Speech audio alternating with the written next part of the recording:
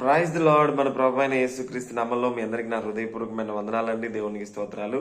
ఈ సమయంలో సామెతల గ్రంథం 13వ అధ్యాయము 2వ వచనాన్ని కొద్దిసేపు ధ్యానించుకుందాం. అందులో ఏముందంటే, నోటి ఫలము చేత మనుష్యుడు మేలును అనుభవించును. ఇక్కడ మనం మొదటిగా ప్రాముఖ్యంగా గుర్తించవలసినటువంటి విషయం ఏంటంటే, నోటి మాటలు అనేవి ఏదో అలా మాట్లాడితే వెళ్ళిపోయేవి కాదు. ప్రతి మాట కూడా మనకి ఫలమును తీసుకుని వస్తుంది. న్యూటన్ చెప్పినట్లుగా మనం చేసేటువంటి చర్యకి ప్రతి చర్య ఉంటుంది. అలాగే మనం మాట్లాడేటువంటి ప్రతి మాటకి కూడా తిరిగి ప్రతిఫలము అనేది ఉంది. కాబట్టి ఇక్కడ దేవుడు ఏం చెప్తున్నాడంటే, నోటి ఫలము చేత మనుషుడు మేలును అనుభవించును. అంటే మనుషుడు మాట్లాడేటువంటి ప్రతి మాట వలన మేలును అనుభవిస్తాడు అని చెప్తున్నాడు. అంటే ప్రతి మాట వలన మనం మేలును అనుభవిస్తామా? కాదు. అలాగే మన మాటలు మేలుగా ఉన్నప్పుడు, మన మాటలు మంచి మాటలైనప్పుడు, మన మాటలు ఉపయోగకరమైన మాటలైనప్పుడు, మన జీవితానికి మరియు ఎదుటి వారికి కూడా ఉపయోగకరమైనటువంటి మాటలు మాట్లాడినప్పుడు, మేలుకరమైనటువంటి మాటలు మాట్లాడినప్పుడు దానికి అంతే ప్రతిచర్య ఉండి మనము మేలుని అనుభవిస్తాము. కాబట్టి మనం మేలుకరమైనటువంటి మాటలు మాట్లాడినప్పుడు మనం మేలును అనుభవిస్తాం. ఇక మాట్లాడడం అనేది రకరకాలు, ఒక్కొక్క చోటు ఒక్కొక్క రకంగా మాట్లాడాలి.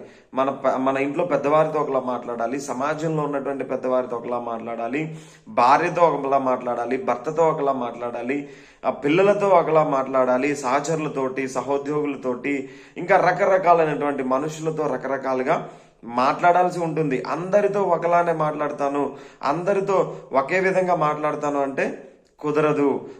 అదే విధంగా మనం మాట్లాడేటప్పుడు ఎదుటి వారిని అర్థం చేసుకుంటూ మాట్లాడాలి. వాళ్ళు ఎంతవరకు తీసుకోగలరు, ఎంతవరకు అర్థం చేసుకోగలరు, ఎంతవరకు మనల్ని కూడా అర్థం చేసుకోగలరు అనే విధంగానే మాట్లాడాలి. కానీ మనకేదో అనిపించింది, మనకేదో భావించింది, మనం అనుకున్నది అంతా కూడా వారి మీద బలవంతంగా రుద్దేవారిగా ఉండకూడదు. మనం అర్థం చేసుకుంటూ మాట్లాడాలి.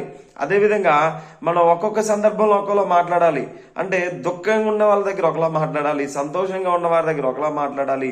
కాబట్టి రకరకాల సందర్భాల్లో సందర్భానుసారంగా సందర్భానికి అనుకూలమైన మాటల్ని మాట్లాడితే బాగుంటుంది. కానీ చనిపోయిన దగ్గరికి వెళ్ళి సంతోషం ప్రకటించి, సంతోషం దగ్గర దుఃఖాన్ని ప్రకటిస్తే అది మనకి మేలుని తీసుకుని రాదు. భార్యతో ఎలా మాట్లాడాలి అలానే మాట్లాడాలి, పిల్లలతో ఎలా మాట్లాడాలి అలానే మాట్లాడాలి, పెద్దలతో ఎలా మాట్లాడాలి అలాగే మాట్లాడాలి, ఎంతవరకు మాట్లాడాలో అంతవరకే మాట్లాడాలి.